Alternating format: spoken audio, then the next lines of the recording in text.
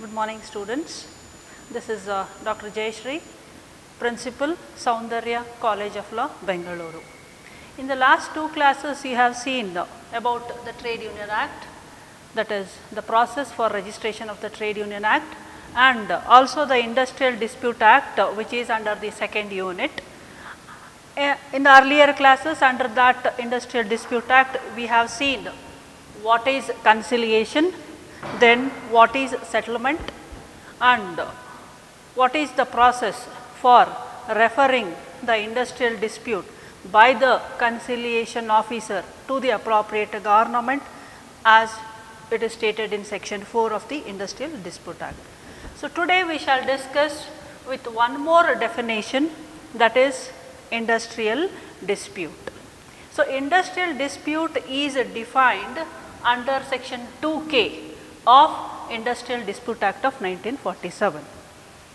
As all of you know, the object of passing of this Industrial Dispute Act is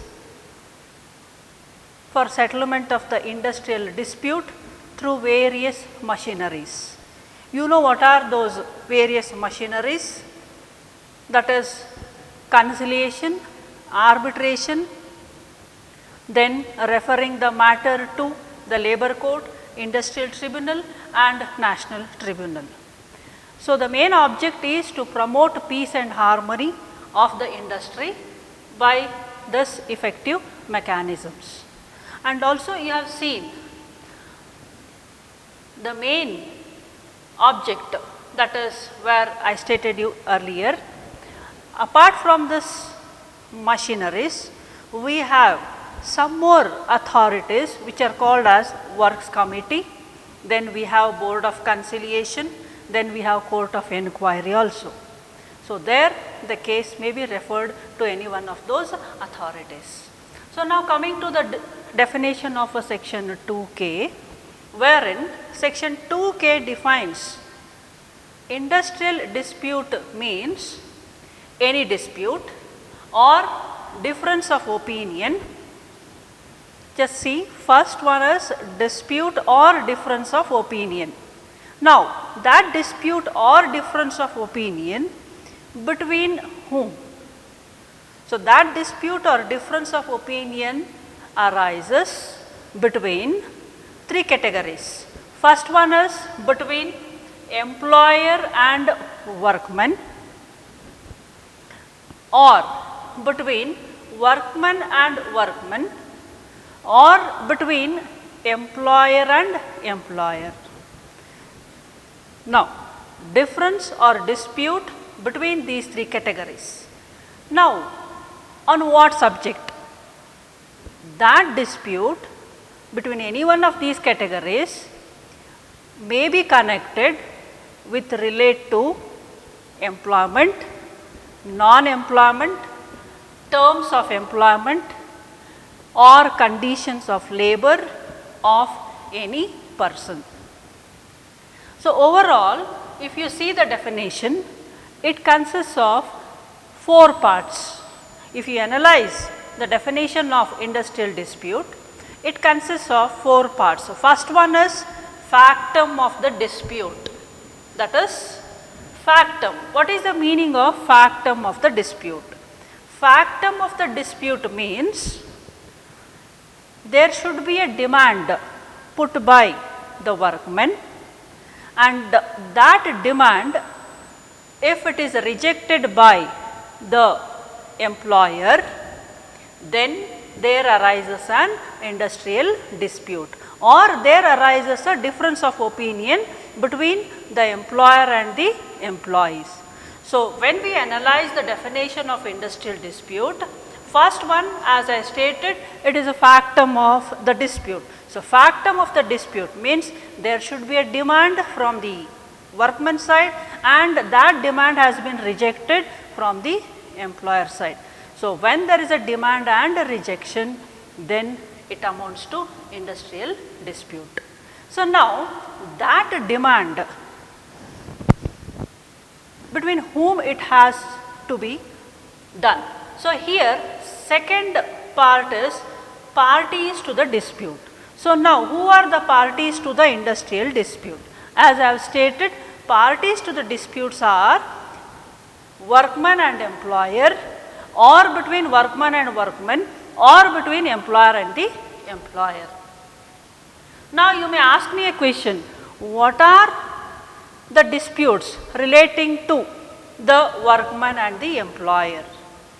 Maybe with regard to the payment of wages, or maybe with regard to some of the allowances which is given to the workmen, for example, dearness allowance or the sickness allowance, medical allowances are some of the schemes which are given to the workmen, or even the bonus also. In case if the employer does not pay the bonus, then there may be an industrial dispute between the workman and the employer. Now, coming to what is the subject matter of the industrial dispute? The subject matter of the industrial dispute is, as in the definition note has stated, that dispute is connected with employment.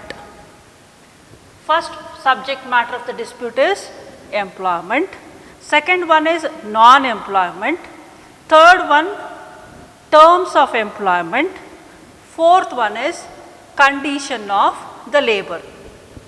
Now, if you see these four categories, that is employment. Relating to the employment, what may be the industrial dispute? For example, that is for how, on what basis he is employed. Either he is a temporary, or he is appointed on apprentice, or a trainee, or a badli workman, or a permanent workman. So, regarding that, the employment, the industrial dispute may be arisen between the workman and the employer. And non-employment, the dispute relating to non-employment means wherein the workman has been dismissed or discharged or retrenched from the employment. So, such things are the subject matter of the non-employment, which comes under the definition of industrial dispute. Now, if you see the third one, that is the origin of the dispute, wherein before origin of the dispute we can see the terms of the employment. Terms of the employment means, is it on hourly basis, or what are the terms and conditions which are imposed on the employee. So, relating to that, the industrial dispute may be arisen. So, employment, during the course of employment if any dispute arises, then that shall be called as an industrial dispute. Then non-employment, I have told you the examples. In case if the employee is dismissed, discharged or retrenched or otherwise, then it comes under the term non-employment, which constitutes the industrial dispute. Then terms of employment, that is what are his rules and regulations. Then conditions of labor, that is what are his is he appointed on temporary or apprentice, all that will be coming under the conditions of the labor. Last one is of any person. So, in the definition, the last part is any person. So, now the question, any person means, is it a workman? Is he a workman, or he is not a workman? You know, under the Industrial Dispute Act, section 2S defines who is a workman. So, under section 2S of the Industrial Dispute Act, workman means person employed by the employer. Either that workman may be a trainee or apprentice or a permanent or a temporary or a badli workman. So, by any means he may be employed, and he is employed by the employer to do any manual, skilled, unskilled, technical or supervisory work. So, workman means any person, that is the person who is employed by the employer in an industry or in a trade to do any manual, skilled, unskilled, technical or supervisory for hire or reward, and that appointment of that workman may be by express or by implied manner, and also it includes any person who has been dismissed, discharged or retrenched.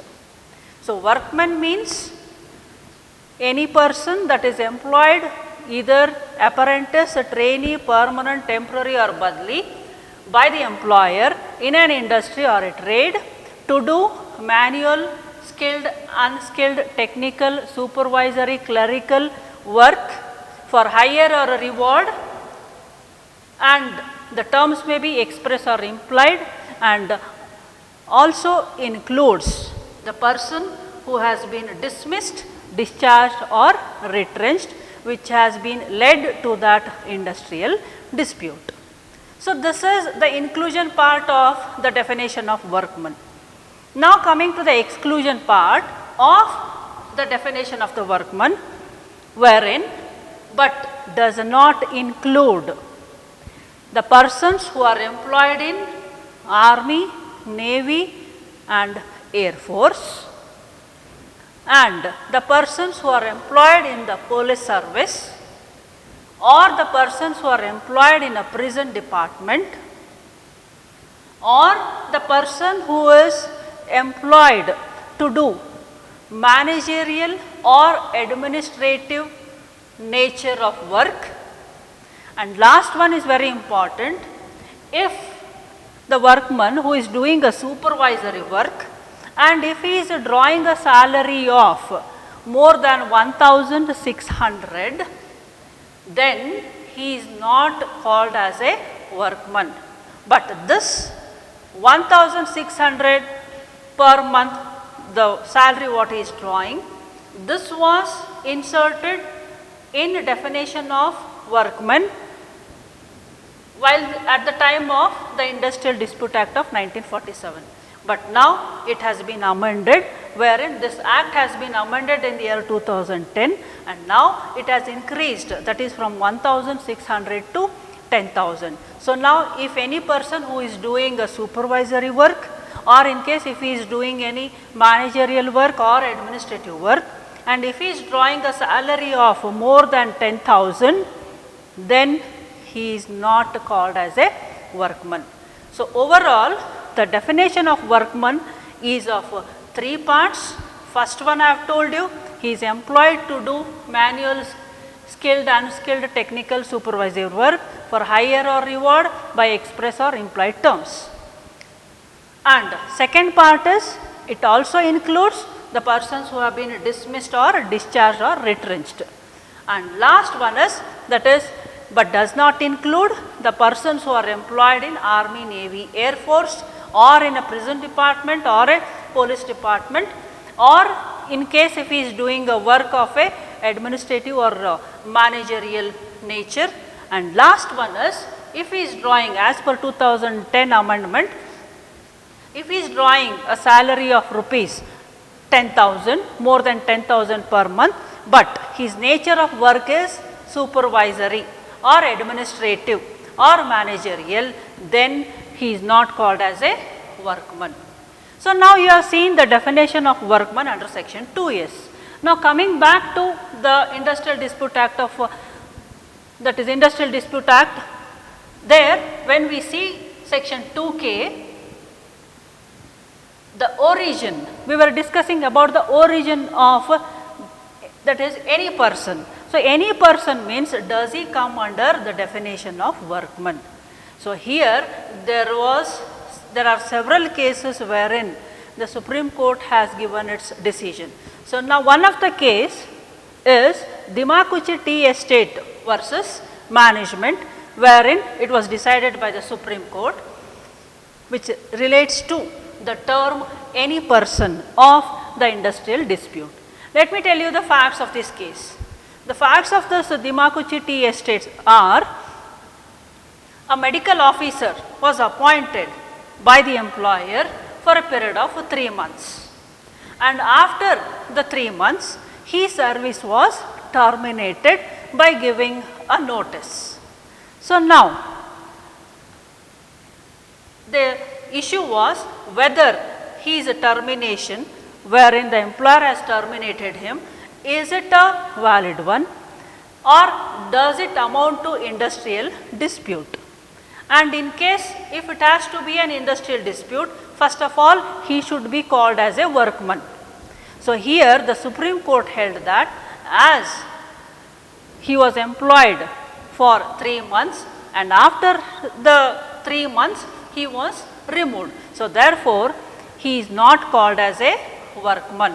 So, when that assistant medical officer or a doctor who is appointed by the employer wherein he is not doing any one of these works which is stated in section 2s, that is skilled, unskilled, manual, clerical work. So, therefore, court held that he is not called as a workman. So, when he is not called as a workman, then it is not called as an industrial dispute.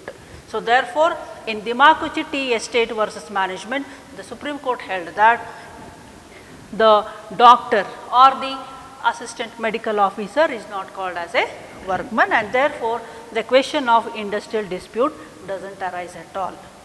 So, now coming to, so now we have seen what is the definition of industrial dispute, we have seen the analysis of the definition, that is factum of the dispute, who are the parties to the dispute, what is the subject matter of the dispute, and what is the origin of the dispute.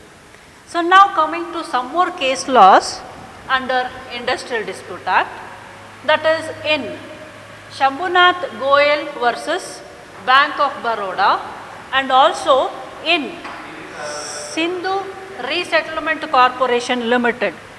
The court, that is the Supreme Court, has held that it is not an industrial dispute, because in both these cases what has happened is, you know, for an industrial dispute there should be a demand by the employees and the rejection from the employer. But in these two cases what has happened is, request was sent by the work. So, in both these cases, that is in Shambhunath Goyal versus Bank of Baroda and also in Sindhu Resettlement Corporation Limited cases, wherein the workmen directly they submitted, they put their demand directly to the appropriate government. But you know what is the process? For a dispute or a difference of opinion, first the demand has to be put by the workman and that demand has to be rejected by the employer. But here in this case what happened is, the workmen directly they put their demand to the appropriate government. So, here the court held that it is not called as an industrial dispute. And now coming to one more case law, that is Felder's Lloyd Corporation versus Lieutenant Garner. Here also in this case, this is a case decided by the Delhi High Court, wherein the High Court held that for an industrial dispute, it highlighted the definition of the industrial dispute, that is the dispute or difference of opinion should be directly by the workmen, that is demand has to be put forth before the employer, and the employer, if he rejects that demand, then there arises an industrial dispute. But in this case what happened is, the workers they put their demand to the conciliation officer, where in the last class we have decided who is a conciliation officer under section 4. So, workers they put their demand to the conciliation officer, and the conciliation officer then he put forth that demand to the management. I hope you understood the facts of the case. Facts of the case are, the demand, the workmen put their demand to the conciliation officer, and the conciliation officer he informed it to the management, stating that these are some of the demands of the workmen. So, when this case was referred to the court, the Delhi High Court held that it is not called as an industrial dispute. So, overall speaking, that for an industrial dispute, it should be the workman who should have been employed by the employer, and they have to put their demands, and those demands has to be rejected by the employer. Then only industrial dispute is arisen. Now, coming to the last part, that is whether individual dispute. If you see the definition of section 2s, that is workmen, you know the dispute should be between workmen, not workman. So, here the question arose before some of the cases before the court is that whether the individual dispute shall it be treated as industrial dispute. You know now the difference. You have seen what is industrial dispute and you know what is individual dispute. So, individual dispute means a dispute, a demand put forth by a single workman. That demand, for example, he wants his salary to be hiked, or he wants to get the bonus, or he wants the gratuity. So, if he alone put forth his demand to the employer, then it is not called as an industrial dispute. It is called as an individual dispute. So, now the question is, when this individual dispute gets converted into industrial dispute? When this individual dispute is supported by or espoused by the other workmen, then that individual dispute gets converted into industrial dispute. So, to overall, individual dispute cannot become an industrial dispute, but if that individual dispute is supported by the other workmen, then that individual dispute gets converted to an industrial dispute. So, this is about section 2K, that is a definition of the industrial dispute. So, you may get a question that define industrial dispute with reference to the decided cases, or you may get a short note also. Write a short note on, that is when individual dispute becomes industrial dispute, and also a full question you may get that define workman and analyze the definition of the workman. So, with this let me conclude my lecture saying that please go through these points and read the textbooks and prepare well for your exams. Thank you one and all.